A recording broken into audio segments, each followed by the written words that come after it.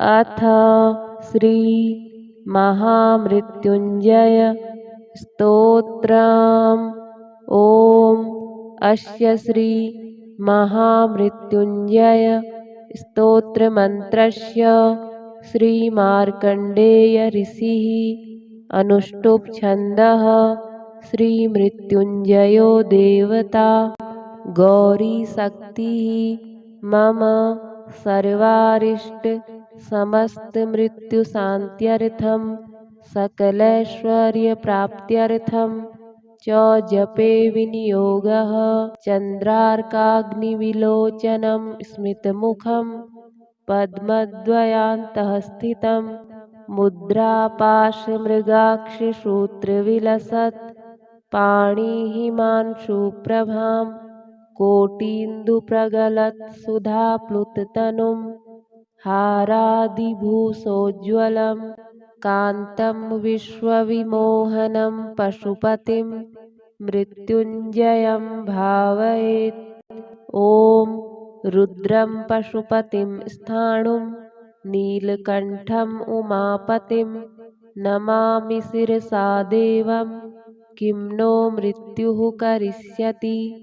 नीलकण्ठं कालमूर्ति कालज्ञं कालनाशनं नमामि शिरसा देवं किं नो मृत्युः करिष्यति।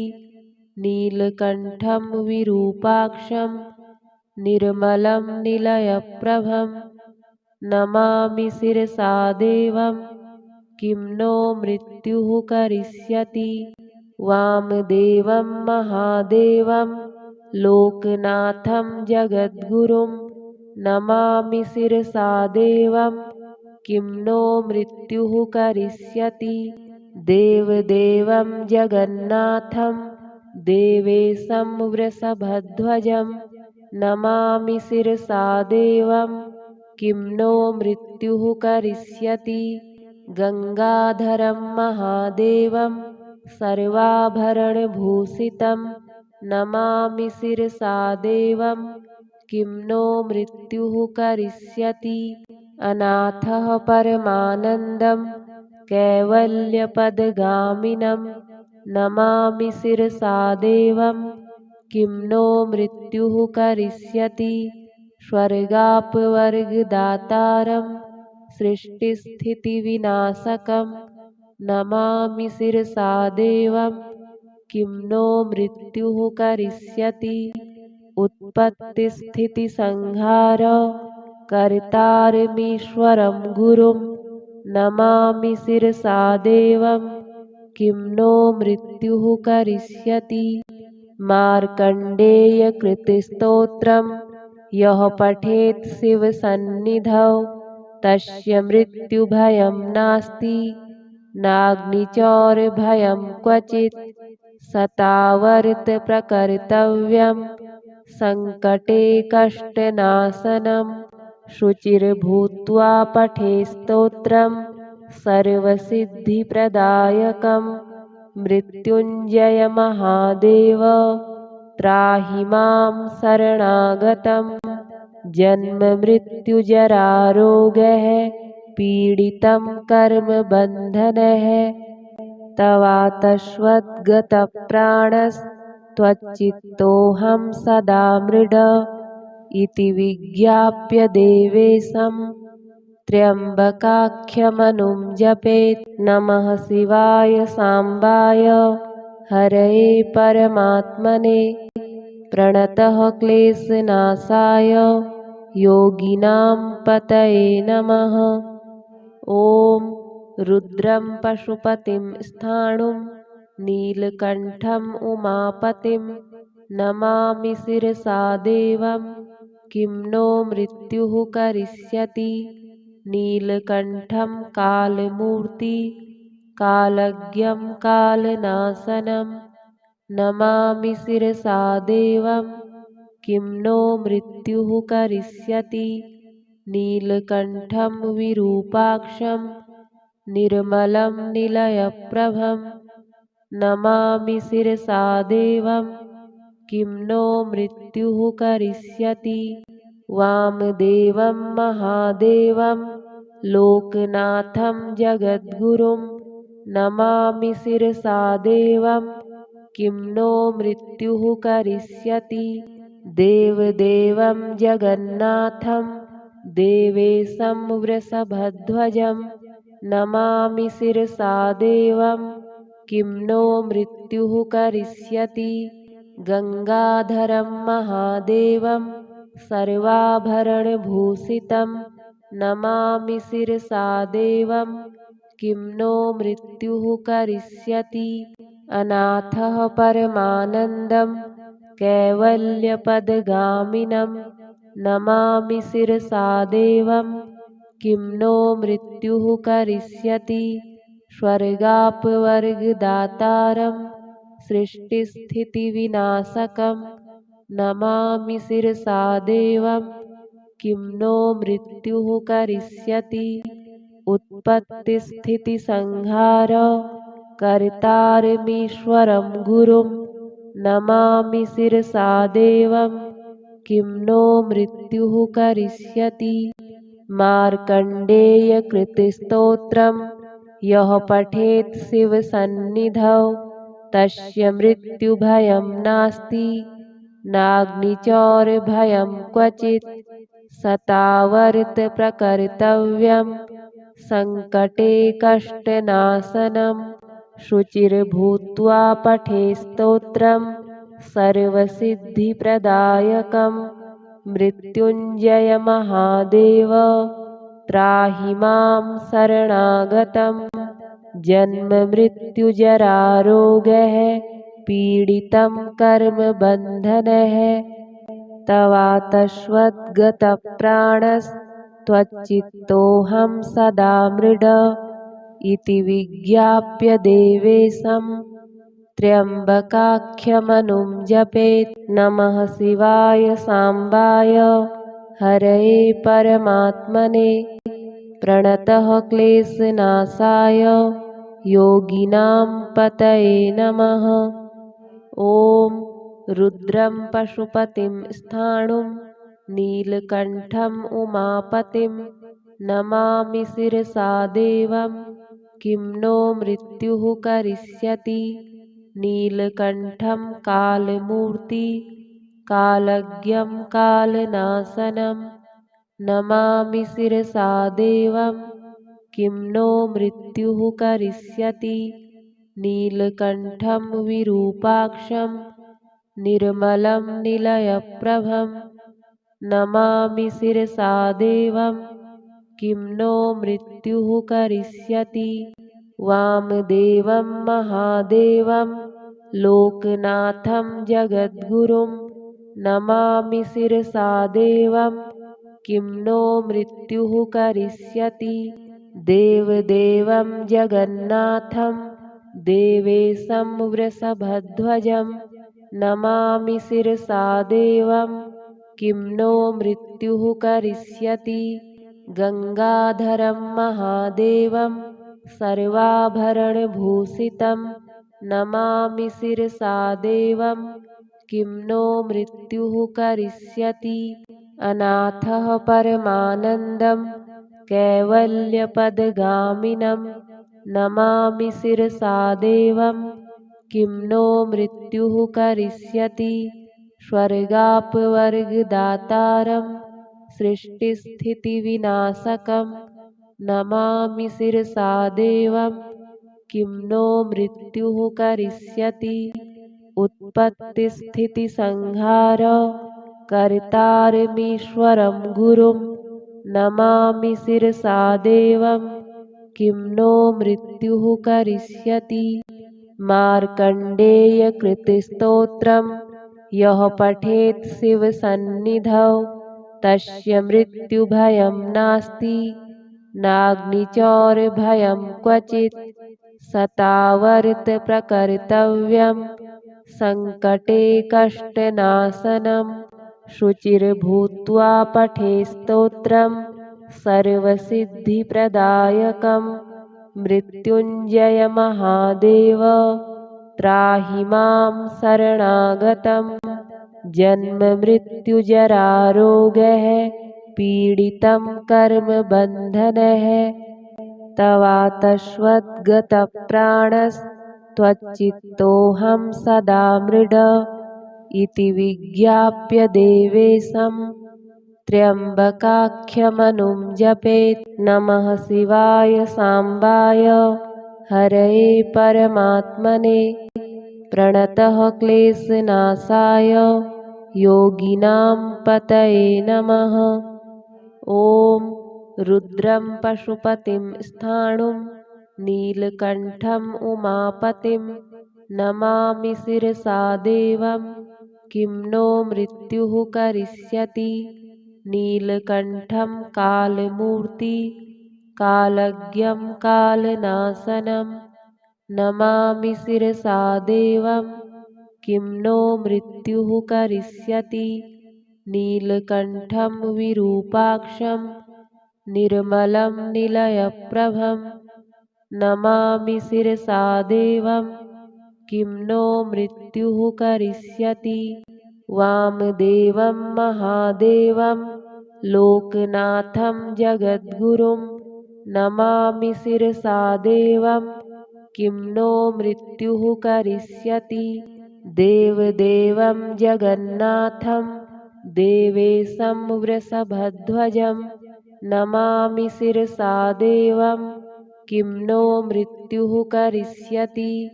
गंगाधरं महादेवं सर्वाभरणभूषितं नमामि शिरसा देवं किं नो मृत्युः करिष्यति।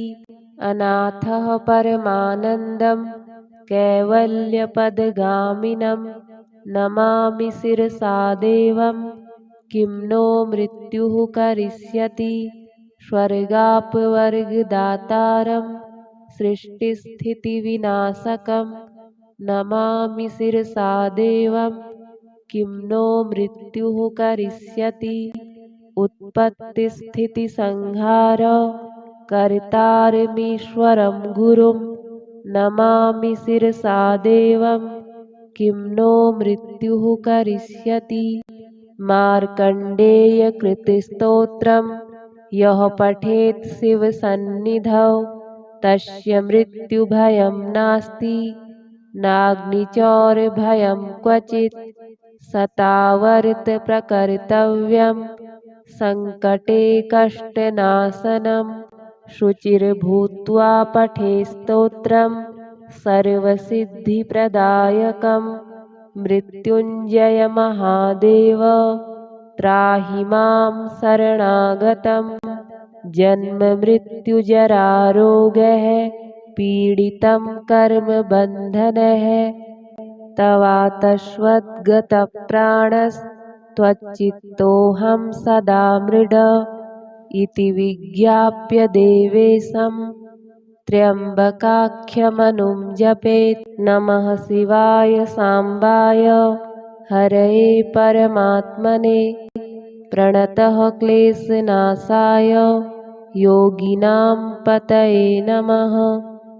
ॐ रुद्रं पशुपतिं स्थाणुं नीलकण्ठम् उमापतिं नमामि शिरसा देवं किं नो मृत्युः करिष्यति।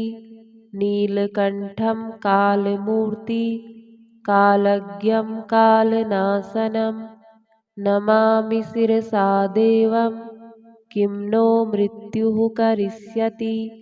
नीलकण्ठं विरूपाक्षं निर्मलं निलयप्रभं नमामि शिरसा देवं किं नो मृत्युः करिष्यति।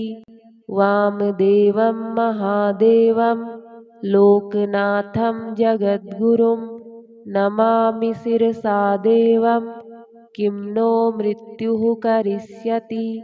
देवदेवं जगन्नाथं देवेशं वृषभध्वजं नमामि शिरसा देवं किं नो मृत्युः करिष्यति। गंगाधरं महादेवं सर्वाभरणभूषितं नमामि शिरसा देवं किं नो मृत्युः करिष्यति। अनाथः परमानन्दं कैवल्यपदगामिनं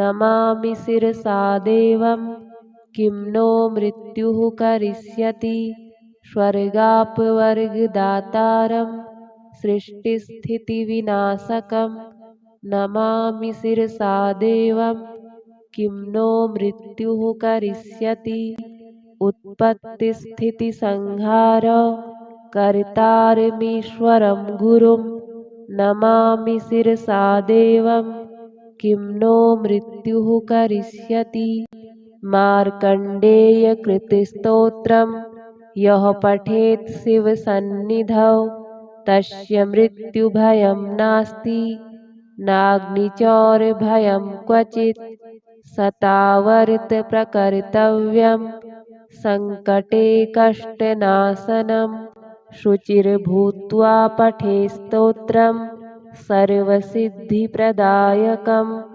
मृत्युञ्जयमहादेव त्राहि मां शरणागतं जन्ममृत्युजरारोगः पीडितं कर्मबन्धनः तवातश्वद्गतप्राणस्त्वच्चित्तोऽहं सदा मृड इति विज्ञाप्य देवेशं त्र्यम्बकाख्यमनुं जपेत् नमः शिवाय साम्बाय हरये परमात्मने प्रणतः क्लेशनाशाय योगिनां पतये नमः। ॐ रुद्रं पशुपतिं स्थाणुं नीलकण्ठम् उमापतिं नमामि शिरसा देवं किं नो मृत्युः करिष्यति नीलकण्ठं कालमूर्ति कालज्ञं कालनाशनं नमामि शिरसा देवं किं नो मृत्युः करिष्यति नीलकण्ठं विरूपाक्षं निर्मलं निलयप्रभं नमामि शिरसा देवं किं नो मृत्युः करिष्यति वामदेवं महादेवं लोकनाथं जगद्गुरुं नमामि शिरसा देवं किं नो मृत्युः करिष्यति देवदेवं जगन्नाथं देवेशं वृषभध्वजं नमामि शिरसा देवं किं नो मृत्युः करिष्यति गङ्गाधरं महादेवं सर्वाभरणभूषितं नमामि शिरसा देवं किं नो मृत्युः करिष्यति अनाथः परमानन्दं कैवल्यपदगामिनं नमामि शिरसा देवं किं नो मृत्युः करिष्यति स्वर्गापवर्गदातारं सृष्टिस्थितिविनाशकं नमामि शिरसा देवं किं नो मृत्युः करिष्यति उत्पत्तिस्थितिसंहार कर्तारमीश्वरं गुरुं नमामि शिरसा देवं किं नो मृत्युः करिष्यति मार्कण्डेयकृतस्तोत्रं यः पठेत् शिवसन्निधौ तस्य मृत्युभयं नास्ति नाग्निचौरभयं क्वचित् सतावर्तप्रकर्तव्यं सङ्कटे कष्टनाशनं शुचिर्भूत्वा पठे स्तोत्रं सर्वसिद्धिप्रदायकं मृत्युञ्जयमहादेव त्राहि मां शरणागतं जन्ममृत्युजरारोगः पीडितं कर्मबन्धनः तवातश्वद्गतप्राणस्त्वच्चित्तोऽहं सदा मृड इति विज्ञाप्य देवेशं त्र्यम्बकाख्यमनुं जपेत् नमः शिवाय साम्बाय हरये परमात्मने प्रणतः क्लेशनाशाय योगिनां पतये नमः। ॐ रुद्रं पशुपतिं स्थाणुं नीलकण्ठम् उमापतिं नमामि शिरसा देवं किं नो मृत्युः करिष्यति। नीलकण्ठं कालमूर्ति कालज्ञं कालनाशनं नमामि शिरसा देवं किं नो मृत्युः करिष्यति। नीलकण्ठं विरूपाक्षं निर्मलं निलयप्रभं नमामि शिरसा देवं किं नो मृत्युः करिष्यति। वामदेवं महादेवं लोकनाथं जगद्गुरुं नमामि शिरसा देवं किं नो मृत्युः करिष्यति। देवदेवं जगन्नाथं देवेशं वृषभध्वजं नमामि शिरसा देवं किं नो मृत्युः करिष्यति। गंगाधरं महादेवं सर्वाभरणभूषितं नमामि शिरसा देवं किं नो मृत्युः करिष्यति। अनाथः परमानन्दं कैवल्यपदगामिनं नमामि शिरसा देवं किं नो मृत्युः करिष्यति। स्वर्गापवर्गदातारं सृष्टिस्थितिविनाशकं नमामि शिरसा देवं किं नो मृत्युः करिष्यति। उत्पत्तिस्थितिसंहार कर्तारमीश्वरं गुरुं नमामि शिरसा देवं किं नो मृत्युः करिष्यति। मार्कण्डेयकृतस्तोत्रं यः पठेत् शिवसन्निधौ तस्य मृत्युभयं नास्ति नाग्निचौरभयं क्वचित्।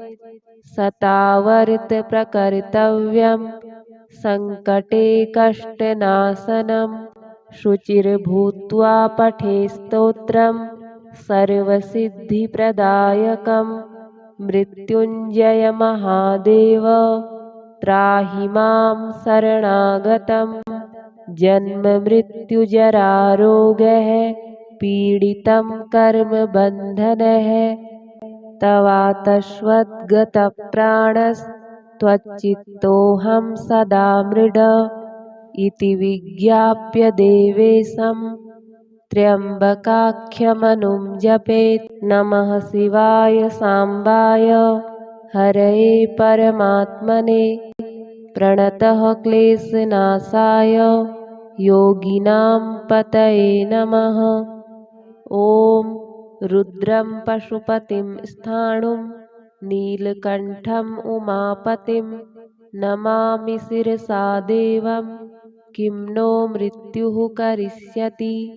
नीलकण्ठं कालमूर्ति कालज्ञं कालनाशनं नमामि शिरसा देवं किं नो मृत्युः करिष्यति। नीलकण्ठं विरूपाक्षं निर्मलं निलयप्रभं नमामि शिरसा देवं किं नो मृत्युः करिष्यति। वामदेवं महादेवं लोकनाथं जगद्गुरुं नमामि शिरसा देवं किं नो मृत्युः करिष्यति।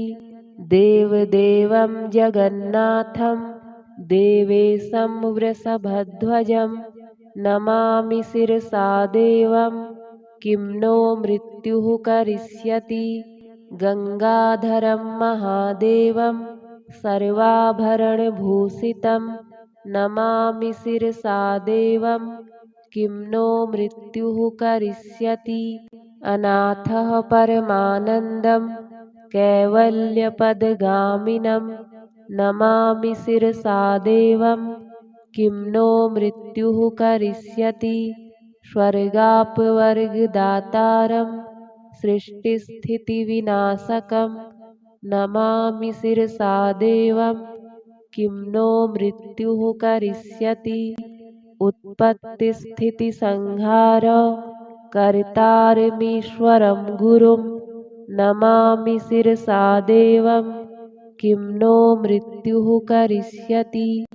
मार्कण्डेयकृतस्तोत्रं यः पठेत् शिवसन्निधौ तस्य मृत्युभयं नास्ति नाग्निचौरभयं क्वचित् सतावर्तप्रकर्तव्यं सङ्कटे कष्टनाशनं शुचिर्भूत्वा पठे स्तोत्रं सर्वसिद्धिप्रदायकं मृत्युञ्जयमहादेव त्राहि मां शरणागतं जन्ममृत्युजरारोगः पीडितं कर्मबन्धनः तवातश्वद्गतप्राणस्त्वच्चित्तोऽहं सदा मृड इति विज्ञाप्य देवेशं त्र्यम्बकाख्यमनुं जपेत्। नमः शिवाय साम्बाय हरये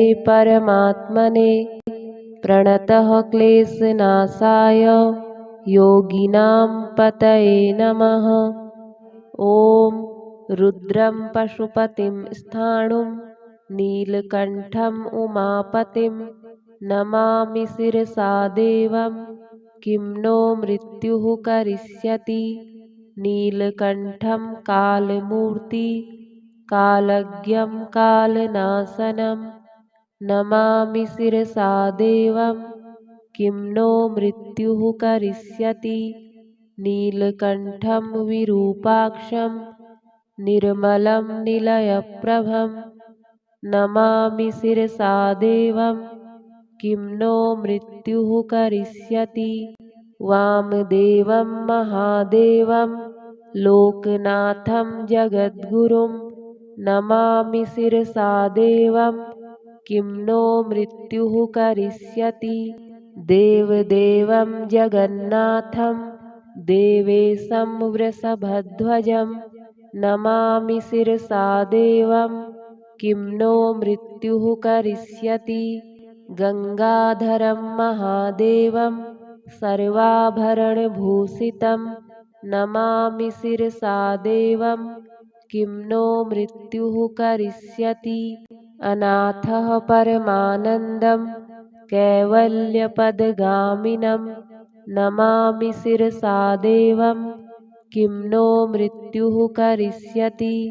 स्वर्गापवर्गदातारं सृष्टिस्थितिविनाशकं नमामि शिरसा देवं किं नो मृत्युः करिष्यति।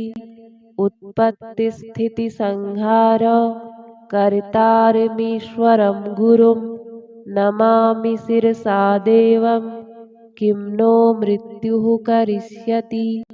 मार्कण्डेयकृतस्तोत्रं यः पठेत् शिवसन्निधौ तस्य मृत्युभयं नास्ति नाग्निचौरभयं क्वचित् सतावर्तप्रकर्तव्यं सङ्कटे कष्टनाशनं शुचिर्भूत्वा पठे स्तोत्रं सर्वसिद्धिप्रदायकं मृत्युञ्जयमहादेव त्राहि मां शरणागतं जन्ममृत्युजरारोगः पीडितं कर्मबन्धनः तवातश्वद्गतप्राणस्त्वच्चित्तोऽहं सदा मृड इति विज्ञाप्य देवेशं त्र्यम्बकाख्यमनुं जपेत्। नमः शिवाय साम्बाय हरये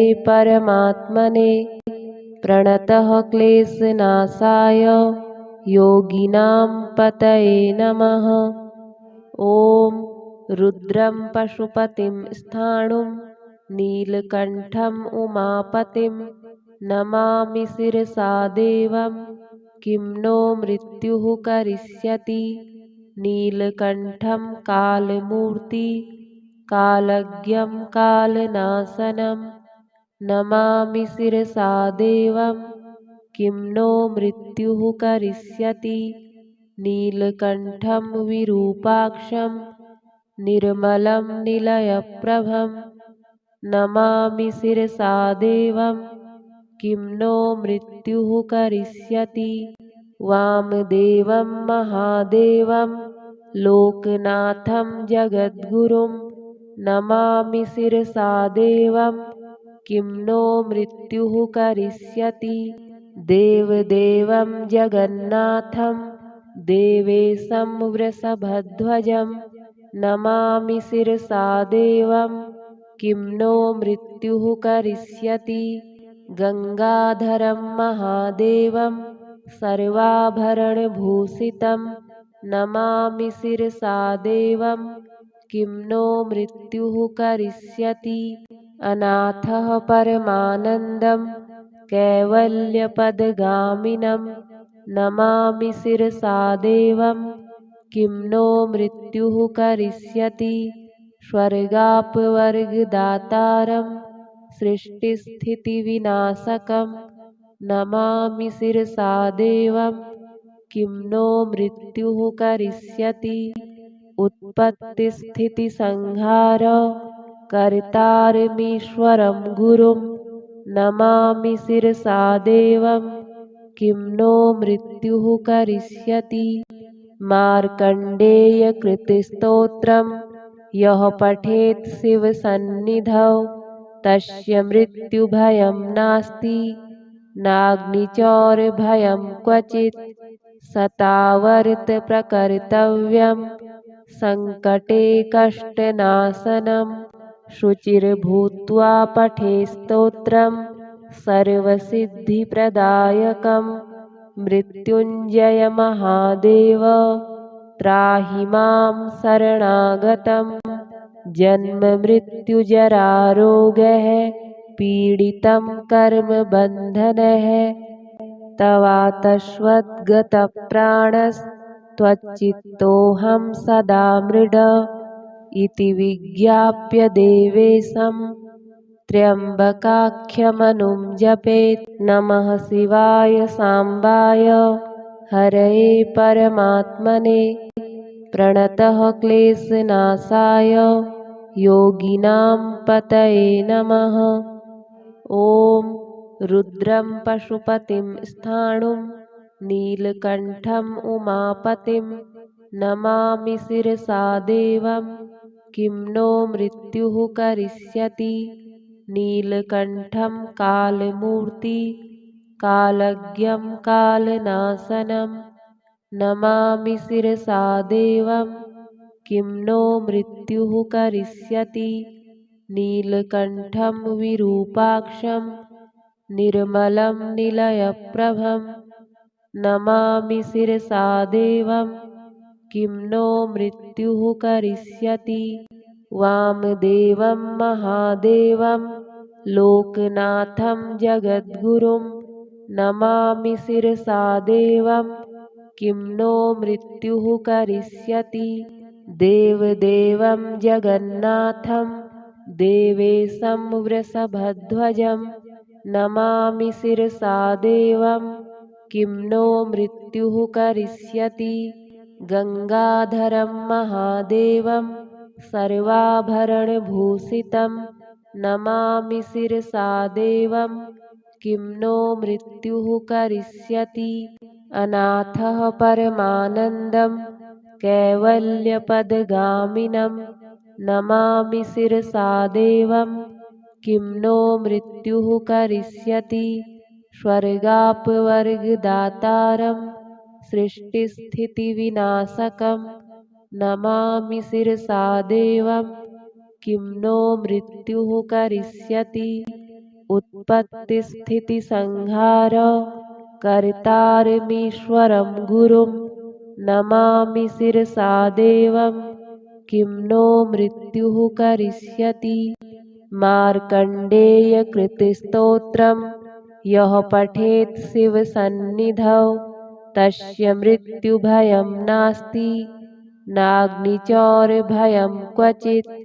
शतावर्तप्रकर्तव्यं सङ्कटे कष्टनाशनं शुचिर्भूत्वा पठेत् स्तोत्रं सर्वसिद्धिप्रदायकं। मृत्युञ्जयमहादेव त्राहि मां शरणागतं। जन्ममृत्युजरारोगैः पीडितं कर्मबन्धनैः तवातश्वद्गतप्राणस्त्वच्चित्तोऽहं सदा मृड इति विज्ञाप्य देवेशं त्र्यम्बकाख्यमनुं जपेत्। नमः शिवाय साम्बाय हरये परमात्मने प्रणतः क्लेशनाशाय योगिनां पतये नमः।